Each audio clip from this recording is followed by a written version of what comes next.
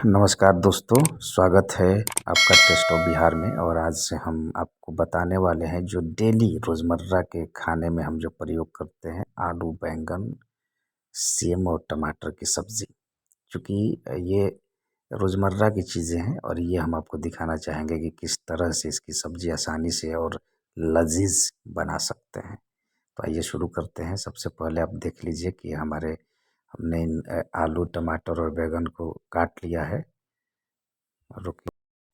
तो हमने ये पूरी तरह से इसके शेप में आप देख सकते हैं कि किस तरह से इसको कट किया हुआ है। और काटने के बाद अब हम आगे की प्रोसेस शुरू करेंगे। और चूँकि ये दिखाना ज़रूरी हो जाता है कि कैसे इसको काटना है, क्योंकि काटने के तरीके पर भी डिपेंड करता है कि वो कैसा बने। तो इससे से हमने एक कढ़ाई ले लिया है और इस कढ़ाई में हमने अभी फ़िलहाल इसको गरम करेंगे। और गरम करने के बाद इस कढ़ाई में हमने तेल डाला है। आप यूँ मान के चलिए कि 3 चम्मच, अगर आप ज़रूरत के हिसाब से जितना ज़रूरत हो उतना तेल, जितना प्रयोग में आ सके, जितना में आलू और तमाम सब्जियां फ्राई हो सके उतना तेल उसमें आप ले सकते हैं। तो हमने ये तेल ले लिया है और इस तेल को अब हम गरम होने देंगे। तो जब ये गरम हो जाएगा, तो जब पूरी तरह से देख लेंगे कि गरम हो गया, तो इसमें फिर हम जीरा डाल देंगे। हमने जीरा डाल दिया है और देखिए कि तेल गरम होने के बाद ये जीरा इसमें चटकना शुरू हो गया है। जीरा इसलिए क्योंकि हम सबसे पहले फ़ौरन जो डालते हैं उससे क्या होता है कि सब्ज़ी में अलग फ्लेवर आ जाता है। इसके बाद हम इसमें मिर्ची, हरी मिर्ची डालते हैं। सूखी मिर्ची भी डाल सकते हैं लेकिन हरी मिर्ची ज़्यादा बेटर होता है। इसके बाद हम बारी-बारी से वो तमाम कटी हुई सब्जियाँ डालेंगे, लेकिन इससे पहले हम क्या करेंगे कि आलू को डाल करके और इसको अच्छे से भूनेंगे। क्योंकि क्या होता है कि आलू को पकने में वक्त लगता है और जो बैंगन और सीम है वो जल्दी पक जाता है। इसलिए आलू को सबसे पहले हम ले करके और इसको थोड़ा देर भूनते हैं। भूनने के बाद फिर आइए हम बाकी सब्ज़ी डालेंगे। तो आप देख सकते हैं कि किस तरह से ये आलू इसमें हम फ्राई कर रहे हैं। क्योंकि जब तक आलू फ्राई हो रहा है तब तक हम बाकी सब्जियों को लेकर के फिर धीरे-धीरे सीम फिर इसके बाद डालेंगे। क्योंकि सीम भी क्या होता है कि अगर इसको हम पहले फ्राई नहीं करेंगे तो इसमें सीम का जो हरापन होता है उसकी सब स्वाद उसमें फ्लेवर आ जाती है। इसलिए सीम को भी आलू के थोड़ी देर बाद डाल के और इसको साथ में हम फ्राई करेंगे, क्योंकि ये भी पूरी तरह से ब्राउन हो जाए, इसका हरापन है वो ख़त्म हो जाए तो वो खाने में और ज़्यादा ही मज़ा आता है। तो मैंने यहाँ सीम डाल करके और थोड़ा देर इसको हम भूनेंगे। बीच बीच में आप इसको देखते रहिए, उलट पलट कर कहीं ज़्यादा जले नहीं वन साइडेड। तो उसके लिए आपको बीच बीच में चलाते रहना पड़ेगा जब तक ये आलू और सीम दोनों ब्राउन नहीं हो जाते हैं। तो हम लगातार, आप देखिए अभी इसमें आप देख सकते हैं तस्वीरों में कि अब धीरे धीरे सीम और आलू दोनों ब्राउन हो रहे हैं। तो ये जब ब्राउन होना शुरू हो जाए तो आप समझ जाइए कि अब समय आ गया है कि अब इसमें बैंगन डालें। तो हमने इसमें बैंगन डालना शुरू कर दिया है। बैंगन को लास्ट में इसलिए डालते हैं क्योंकि बैंगन को पकने में ज़्यादा वक्त नहीं लगता है। अगर हम इसे पहले डाल देंगे तो फिर बाकी के जो सीम और आलू है वो अच्छे से नहीं पक पाएगा। इसलिए बैंगन को लास्ट में डाल के और इसको अच्छे से चलाएं। और चलाने के बाद फिर आप इसमें इसको ढक के छोड़ दें कुछ देर के लिए, क्योंकि ढकने से ये धीरे धीरे लेकिन ये ध्यान रहे कि जब फ्राई हो रहा हो तो आँच को कम रखें। अब मसालों की बारी है तो आप देख सकते हैं कि हमने ये लहसुन ले लिया है और इसका पेस्ट। उसके बाद हमने हल्दी डाला इसमें, क्योंकि जो मसाले हैं वो सबसे ज़्यादा ज़रूरी होता है कि सही मात्रा में हो, तब जा कर के उसका स्वाद आता है। अब हमने इसमें जीरा पाउडर डाला। जीरा पाउडर भी आप आधा चम्मच के बराबर, छोटी चम्मच जो होती है उससे आधा चम्मच ही डालें। इसके बाद फिर हम डालेंगे इसमें चूँकि मसाला क्या होता है कि अपने अपने अलग अलग क्षेत्रों में लोग अपने अपने हिसाब से डालते हैं, लेकिन मैं वो बता रहा हूँ जो हम यूज़ करते हैं। इसमें फिर जीरा के बाद हमने काली मिर्च डाली आधा चम्मच, और फिर हम इसमें डालेंगे थोड़ा सा धनिया।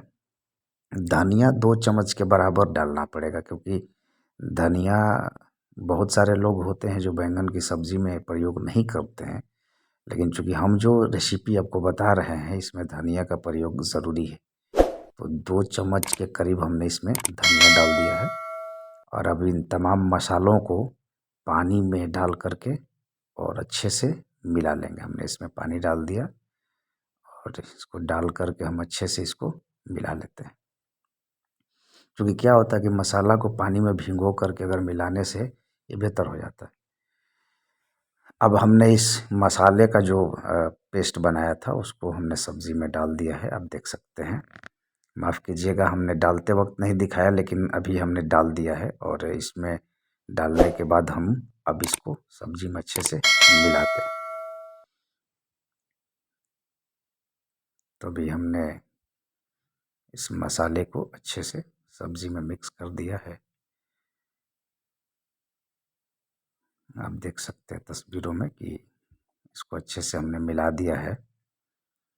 और चूँकि मसाले की अपनी एक अलग ही खुशबू होती है, हालांकि आप तस्वीरों में देख सकते हैं इसकी खुशबू आप महसूस नहीं कर सकते, लेकिन हम महसूस कर सकते हैं कि इसकी खुशबू कैसी आ रही है।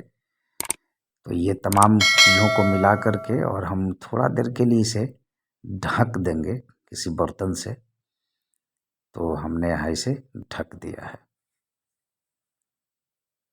और बीच बीच में हमने इसको हटा कर ढक्कन को, अब देख सकते हैं कि मैं इसको चला रहा हूँ, क्योंकि क्या होता है कि मसाले सटने लगते हैं, और इसलिए बीच बीच में आपको ज़रूरत पड़ती है कि इसको चलाते रहें। तब तक चलाएं जब तक कि ये मसाले भून नहीं जाते हैं।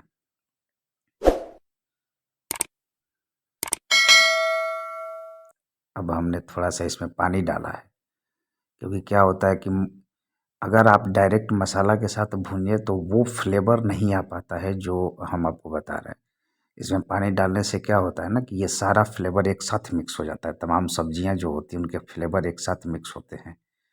अब हमने टमाटर भी देखिए किस तरह से काट लिया है। एक ही टमाटर लिया हमने, और इसको इस अंदाज में काटिए। आप चाहें तो बारीक भी कर सकते हैं, लेकिन हमने ऐसे काटा है।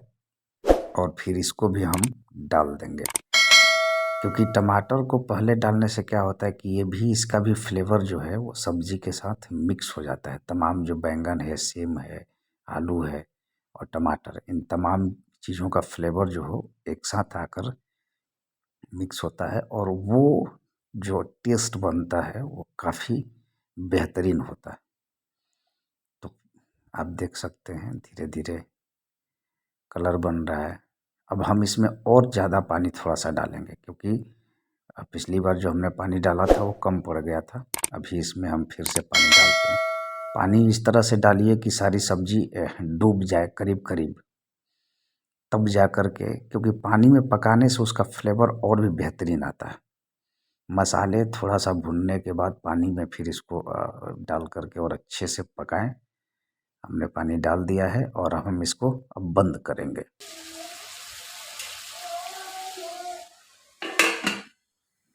तो ढक्कन को फिर से हमने हटाया है, और आप देखेंगे कि ये कितना बेहतरीन तरीके से पक गया है।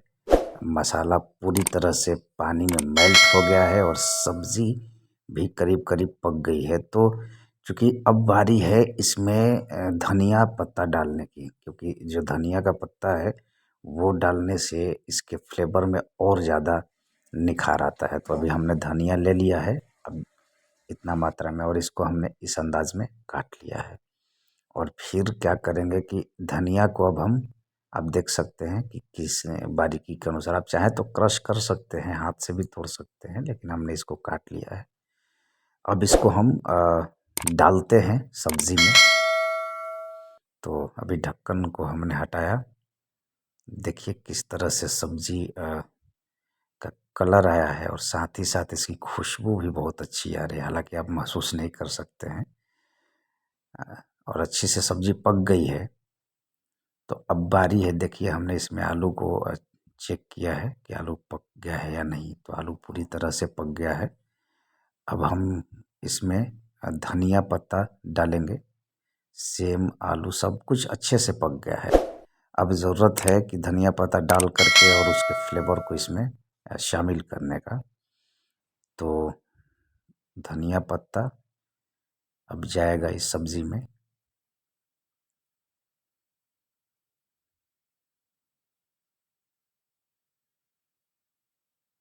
हमने थोड़ा सा पानी और ऐड किया है इसमें, क्योंकि अभी पानी की ज़रूरत है। थोड़ा सा और मसाला पक जाए, सब्ज़ी भी अच्छे से मेल्ट हो जाए, अच्छे से पक जाए। क्योंकि ये अब धनिया पत्ता इसमें हमने डाल दिया। तो धनिया पत्ता डालने के बाद में इसको हम चलाएंगे नहीं, ऐसे ही ढक के रख देंगे। क्योंकि चलाने से फिर क्या होगा कि धनिया पत्ता इधर उधर हो जाता है। तो उसको हम अभी, अब देखिए कितना खूबसूरत लग रहा है। तो इसको हमने ढक दिया है और फिर थोड़ी देर बाद हटाएंगे। अब देखिए इस सब्जी का टेक्सचर देखिए किस तरह से, पूरी तरह से ये सब्जी पक के तैयार हो गई है और बहुत ही बेहतरीन खुशबू आ रही है धनिया का भी और तमाम मसालों का। तो आप तस्वीरों में देख सकते हैं, आपके मुंह में पानी आ जाएगा इसको देख करके कि कितना बेहतरीन इसका खुशबू आ रहा है, वो हम आपको बता नहीं सकते। तो ये सब्जी हमारी पूरी तरह से बन के तैयार हो गई है। अब हमें लग रही है भूख और हम बेताब हैं इसे खाने के लिए। तो आप देखिए कितना खूबसूरत कलर भी आया है। तो अब सब हमने गैस को बंद कर दिया है और देखिए कितना बेहतरीन तरीके से सारा सब्जी एक साथ मिक्स होके पक गया है और कितना खूबसूरत दिख रहा है। तो अब हम इसका स्वाद लेने वाले हैं और आप भी घर में बनाइए, ट्राई कीजिए और देखते रहिए टेस्ट ऑफ बिहार। अगर आपको इसमें किसी भी तरह के बदलाव चाहिए होगा तो आप कमेंट बॉक्स में ज़रूर बताइए। इस वीडियो को ज़्यादा से ज़्यादा लोगों तक पहुंचाइए, क्योंकि अपने घर का खाना खा सकते